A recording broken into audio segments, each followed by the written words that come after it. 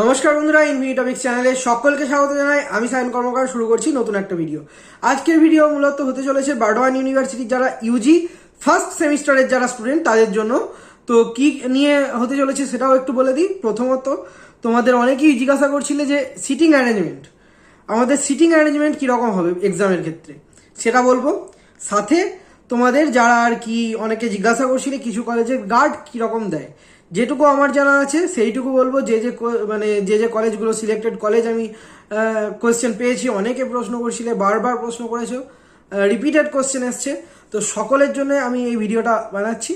তো শুরু করা যাক। প্রথমত আমি খুবই ছোট করে করব ভিডিওটা, যেহেতু কালকে তোমাদের এক্সাম শুরু হচ্ছে।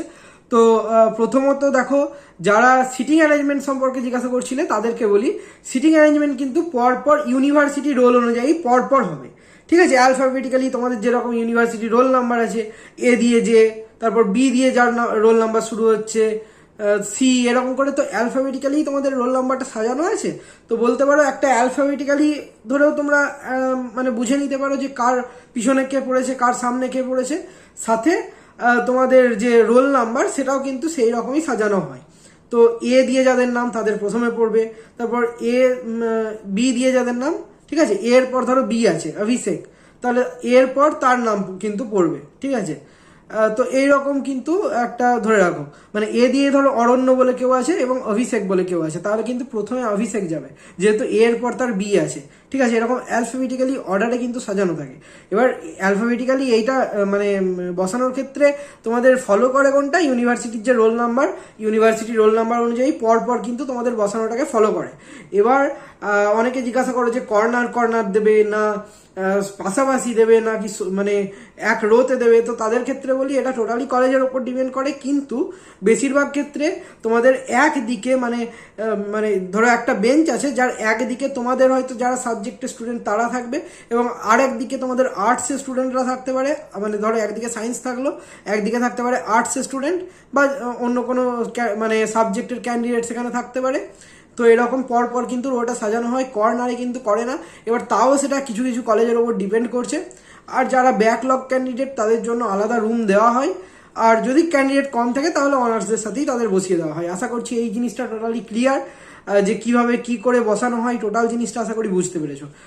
রোল নাম্বার দিয়ে বললাম যে কি অর্ডারে বসানো হচ্ছে, পরপর রোল নাম্বার অনুযায়ী। আর সাথে মানে সমান সমান বসানো হয় নাকি কর্নারে বসানো সেটাও কিন্তু বললাম, যে একই রোতে কিন্তু বসানো হবে, পাশে কিন্তু অন্য সাবজেক্ট থাকবে, এইরকম অনুযায়ী কিন্তু এক্সাম হয়। আর মোটামুটি ব্যাগ রাখার নিয়ে যারা চিন্তা করছিলে, ব্যাগ এক্সাম হলের বাইরে রাখতে পারো। মানে এক্সাম হল বলতে তোমরা কলেজের বাইরে রাখছো না, এক্সাম যে রুমটা সেটার বাইরে রাখছো। আদারওয়াইজ কলেজ যদি পারমিশন দেয় রুমের এক কর্নারে রাখতে পারো। ফোন অবশ্যই ব্যাগে থাকতে পারে, সুইচ অফ করে ব্যাগে রেখে দিও। পকেটে কিন্তু কেউ এসব চিটস ফোন কিচ্ছু নিয়ে ঢুকবে না, আড়ে হয়ে যাবে, মানে খাতা ক্যান্সেল হয়ে যাবে, টোটাল সেমিস্টার কিন্তু বাতিল হয়ে যেতে পারে। আশা করছি বুঝতে পেরেছো। আর এরপর আমি বলি কিছু মানে কলেজের কথা যারা একটু কড়াকড়ি করে গার্ড দেয়, কিছু কলেজ লুজ গার্ড দেয়, তাদের সম্পর্কে বলবো। তো প্রথমত আমি বলি, বিভিন্ন বর্ধমান সাইডের কলেজ থেকে কোশ্চেন আসছিল, এখান বীরভূম সাইডের হুগলি সাইডের কলেজ থেকে প্রশ্ন আসছিল। তো প্রথমে বলি, অনেকে প্রশ্ন করছিল শ্যাম সুন্দর কলেজ রায়না, তো তারা কেমন গার্ড দেয়? তাদের ক্ষেত্রে গার্ড কিন্তু খুবই লুজ থাকে। যারা শম্ভুনাথ মহাবিদ্যালয়ে পড়েছো লাভপুর, তাদেরও কিন্তু গার্ড লুজ মোটামুটি। আর যারা বোলপুর কলেজে পড়েছো তাদের কিন্তু কড়া গার্ড থাকে, খাতা কিন্তু এক্সপেল হওয়ার চান্স থাকে। আগে অনেকের এক্সপেল হয়েছে, 5-6 জন মানে আরে হয়েছে, টোটাল সেমিস্টার কিন্তু বাতিল হয়ে যেতে পারে। সাবধানে দেখো, চিটস ফোন এসব নিয়ে কিন্তু কেউ এক্সাম দিতে ঢুকবে না। আর সাথে মোটামুটি রামপুরহাট কলেজে ইজি থাকে। তোমাদের যারা সিউড়ি বিদ্যাসাগরের সেখানটা মোটামুটি ডিপেন্ড করে, ঠিক আছে, যে কীরকম পড়বে, মোটামুটি কড়াই বলতে পারো। অভেদানন্দ মহাবিদ্যালয় সাঁইথিয়া যে কলেজ সেটা কিন্তু মানে লুজই থাকে, খুব একটা কড়াকড়ি থাকে না, বা সিচুয়েশনের উপর ডিপেন্ড করছে। সাথে বিবেকানন্দ মহাবিদ্যালয়, এটাতে কিন্তু কড়াকড়ি করে, সাথে কিন্তু তোমাদের ধরো কোনো ইনস্ট্রুমেন্ট প্রয়োজন, ঠিক আছে, ধরো ক্যালকুলেটর প্রয়োজন হতে পারে সায়েন্টিফিক, বা জিওগ্রাফি স্টুডেন্টদের কিছু হয়তো প্রয়োজন হতে পারে, অনেক সময় কিন্তু অ্যালাউ করে না, বোর্ড অ্যালাউ করে না অনেক কলেজে। বিবেকানন্দ মহাবিদ্যালয়ও কিন্তু মাঝে মধ্যে এরকম করে। তো সেক্ষেত্রে অবশ্যই ট্রান্সপারেন্ট বোর্ড নিয়ে যাওয়ার চেষ্টা করবে, টিচারদেরকে বুঝিয়ে বলবে। তবে ওনারা যদি একেবারেই বারণ করেন, কোনো টিচারের সাথে তর্কে জড়াবে না। অবশ্যই সেই ক্ষেত্রে একবার প্রিন্সিপালকে বলতে পারো, আদারওয়াইজ যদি তিনিও বারণ করেন তাহলে অবশ্যই রেখে দেবে, নাহলে কিন্তু বেশি তর্কে জড়ালে কিন্তু অবশ্যই খাতার উপর কিন্তু একটা প্রভাব পড়তে পারে, ঠিক আছে। আর বাকি মোটামুটি চন্দননগর ডুপ্লেক্স কলেজ সেটা কিন্তু একটু কড়া গার্ড থাকে। বাকি দেখতে গেলে তোমাদের বিবেকানন্দ বললাম, আর এদিকে থাকলো হচ্ছে তোমার হুগলি মহসিনাও কিন্তু মোটামুটি ইজি যে সেরকম নয়, কড়াই থাকে। আর তাছাড়া পড়ে রইলো তোমার এদিকে ওমেন্স কলেজ কিন্তু গার্ড একদম লুজ যে খুব একটা সেরকম কিন্তু পাবে না, ডিপেন্ড করছে।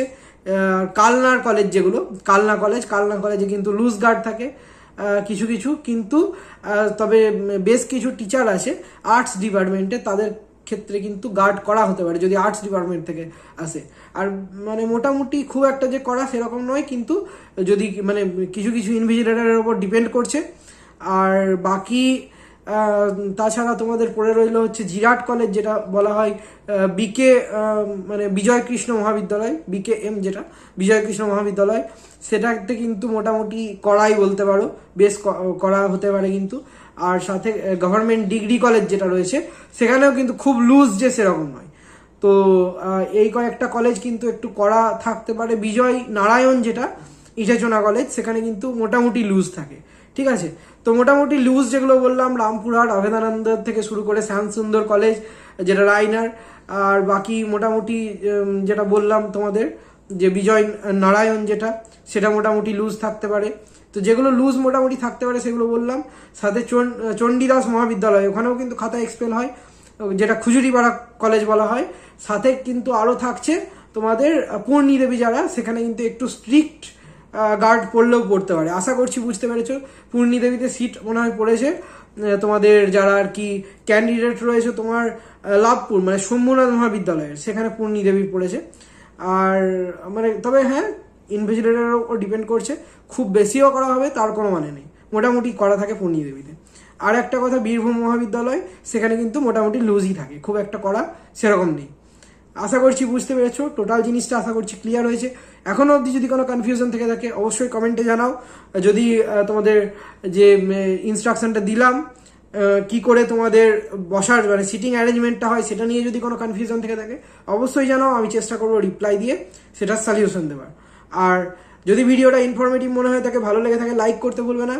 এই ধরনের আরও ভিডিও পেতে ইনফরমেটিভ অবশ্যই চ্যানেলটা সাবস্ক্রাইব করে, যদি চ্যানেল নতুন হয়ে থাকে চ্যানেলটা সাবস্ক্রাইব করে পাশে থাকা বেল আইকন প্রেস করতে ভুলবে না, কারণ তাহলে কিন্তু যদি ভুলে যাও তাহলে আমরা যখন ভিডিওটা পাবলিশ করব তখন তোমরা সেই নোটিফিকেশনটা তোমাদের ফোনে মিস করে যাবে। তাই অবশ্যই চ্যানেলটা সাবস্ক্রাইব করে পাশে থাকা বেল আইকনটা প্রেস করে দিও। ধন্যবাদ, আজকের জন্য এটুকুই। দেখা হচ্ছে পরবর্তী ভিডিওতে। সবাই ভালো করে এক্সাম দাও। সকল ফার্স্ট সেমিস্টারের ক্যান্ডিডেটদেরকে বেস্ট অফ লাক।